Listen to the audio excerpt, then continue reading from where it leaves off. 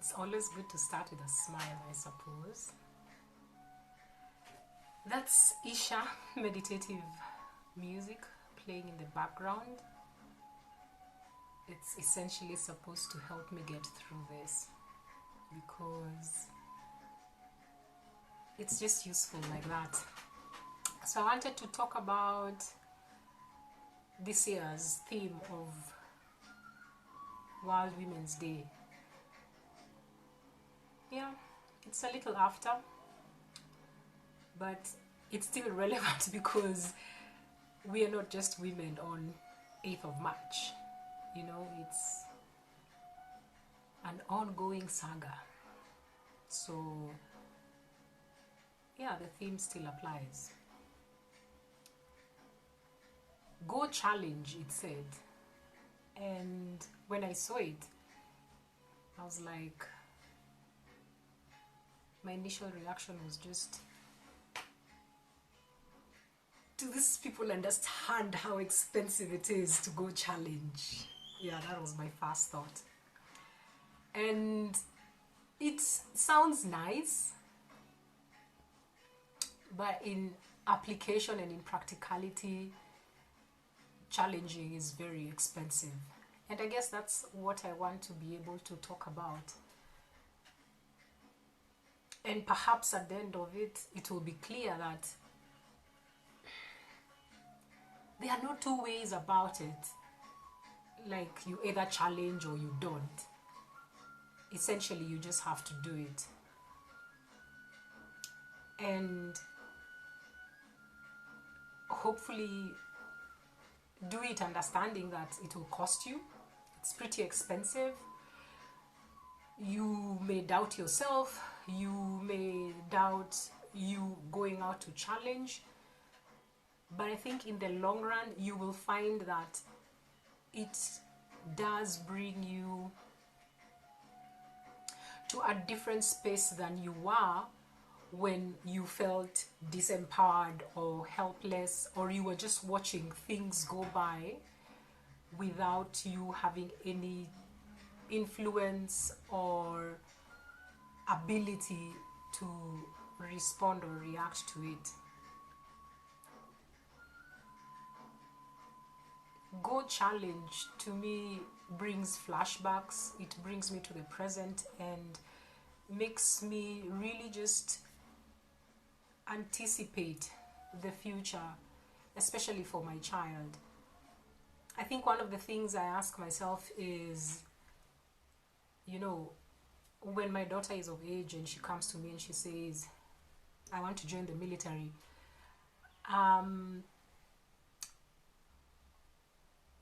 my answer would be no. Right now, my answer would be no.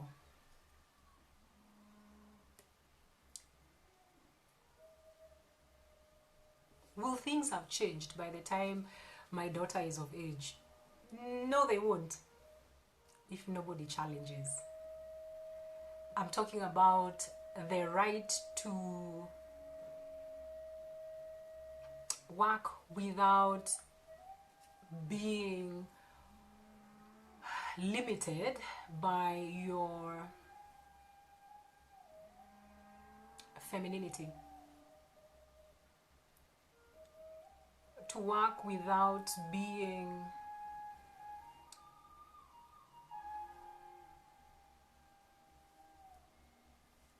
oppressed,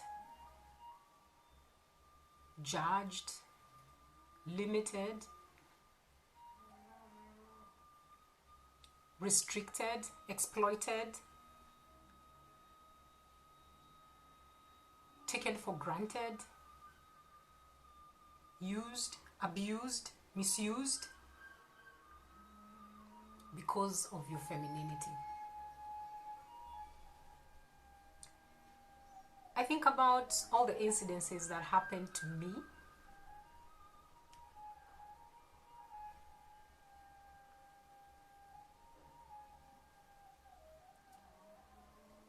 I think about the sessions I used to have, and you know, I would have ladies union uniform come to my office and tell me what's going on with them.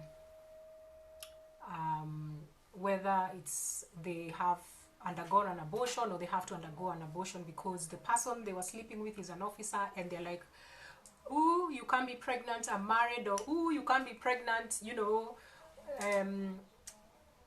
It's fraternization. Or those that came and they were really having a hard time because they said no to somebody who felt they had the right and access to their vagina without consent. And, you know, they were punished with night duty, they were punished with extra duty, they were punished with bad confidential annual reports, they were punished with, you know, deployment to places that were either far from their children, far from their husbands, their homes, their marriages, only because they said no. And one thing that I want to say for me that I realize now would have been me challenging the system was every time a lady told me that, I should have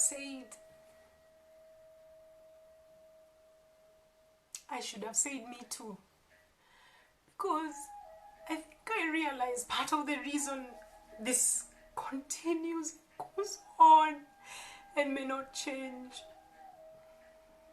even by the time my daughter is ready to join the military, is because every woman keeps thinking it's happening to only them.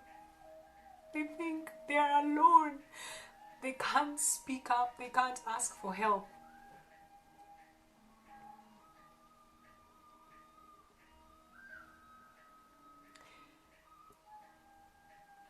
The men know it is not only them who do it. The men know that every other man does it. That's why when even one person brings it out, a woman, they do everything they can to cover up for the other person, because in reality they're covering up for themselves. And so women must work the reverse of this.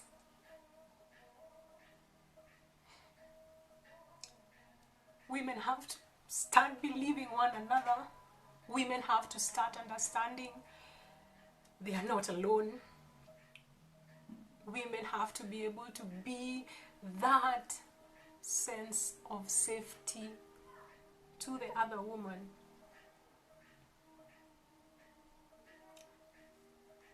And being in solidarity is to challenge.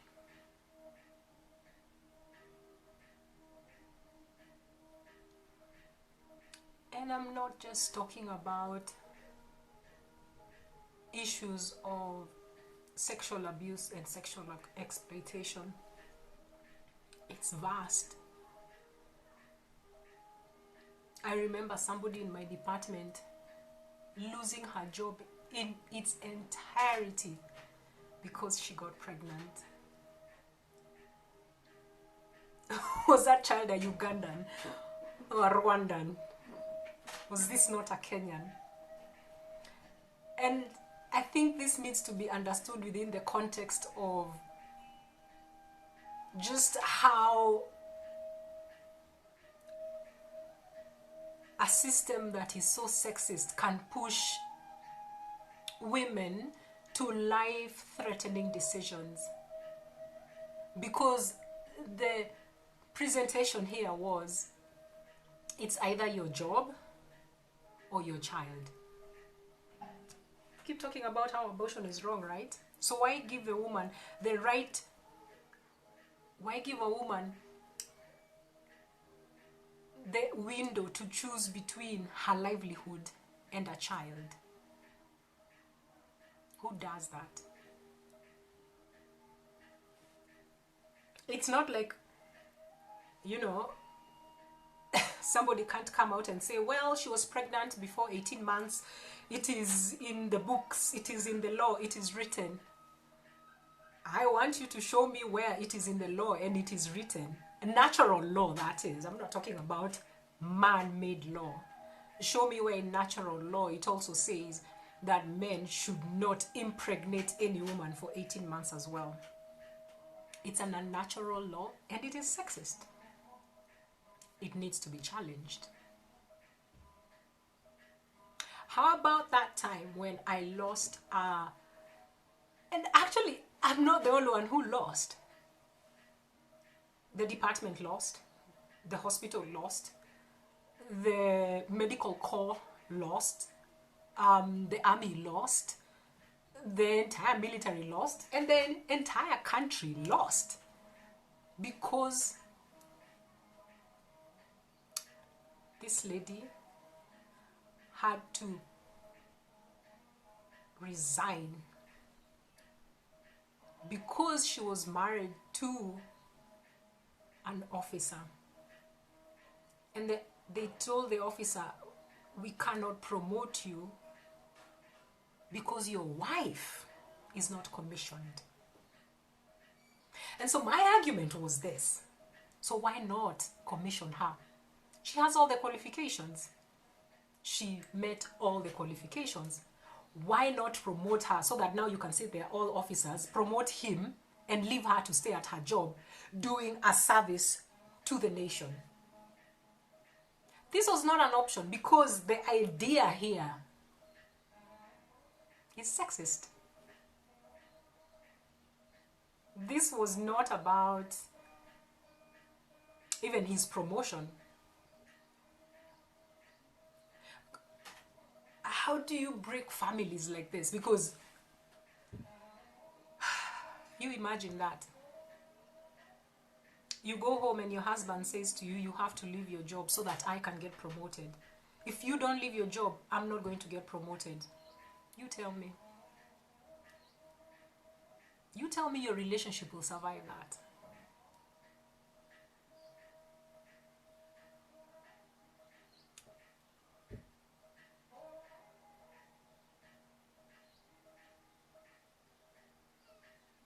You know, it's bad enough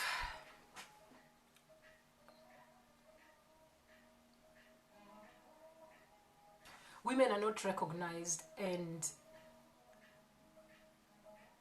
given the same consideration as just independent human beings. To be able to say, that's a soldier, that's a soldier, that's a soldier. You want to add female.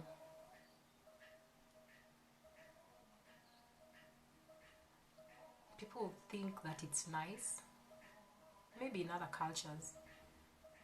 But in this culture, I feel like it's a dog whistle that is blown.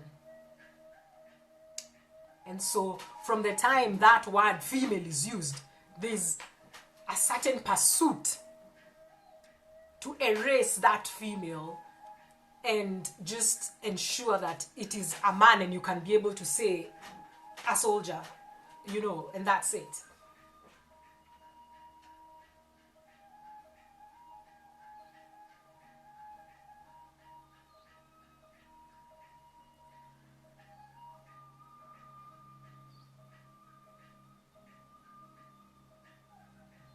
That music is really helpful. It's really, really helpful. Because even as people are told to go challenge, sometimes these things are so subtle. You know, like when your commanding officer says, go and gather all the females and just discuss how they should be able to dress and present themselves.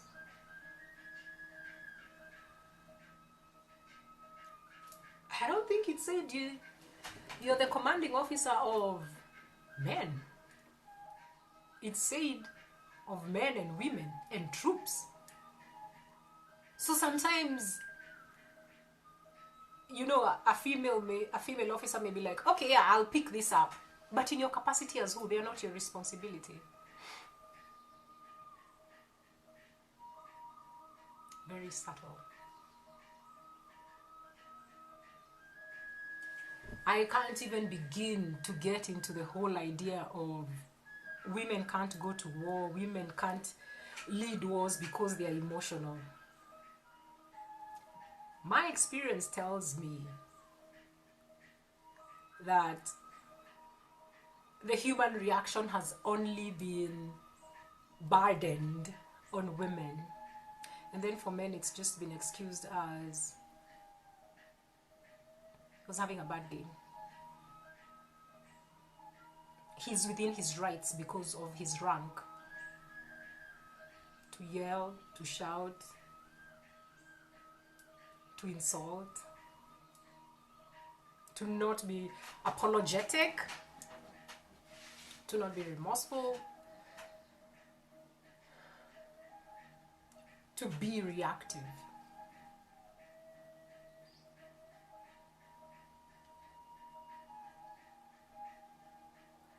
I guess to go challenge also means being unapologetic about being human. And it's not enough to be unapologetic, because sometimes we become who we are not so that we can conform and be accepted and belong.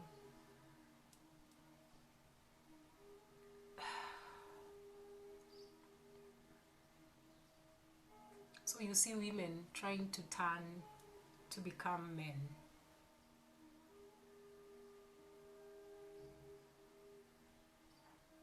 So I guess to go challenge also means staying true to yourself.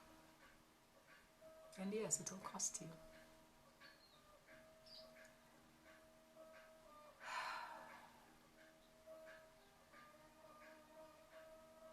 So go challenge.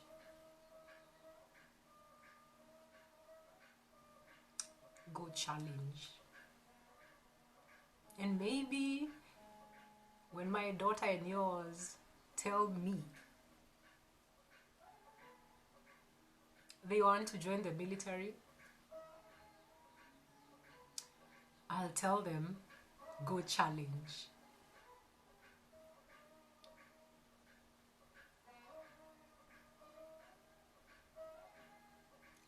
The story just doesn't end with leaving the military. If women are not seen in the military, they're invincible. As military veterans, I can promise you that.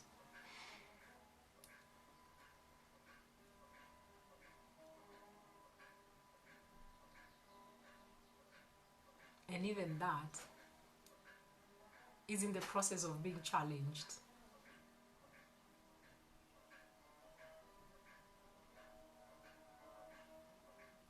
So go challenge. So that no matter where our daughters are,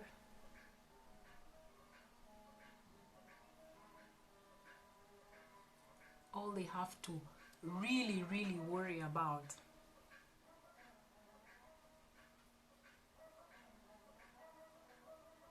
is not their femininity.